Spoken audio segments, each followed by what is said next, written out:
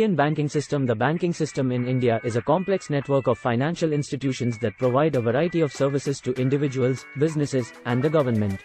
The Reserve Bank of India (RBI) is the central bank and regulator of the Indian banking system.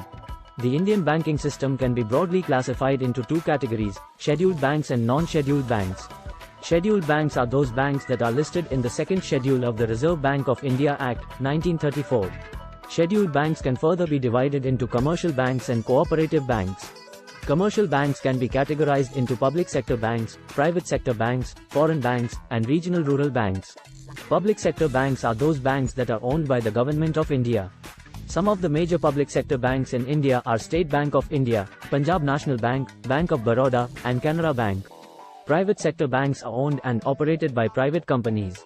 Some of the major private sector banks in India are HDFC Bank, ICICI Bank, and Axis Bank.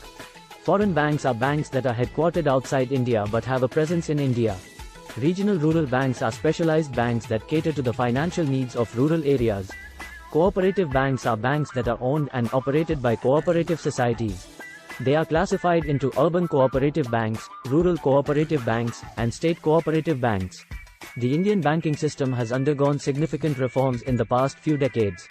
Some of the major reforms include the introduction of technology in banking, liberalization of the banking sector, and the merger of banks to create large, stronger banks. The Indian banking system is now more stable and resilient than ever before, and it plays a crucial role in the country's economic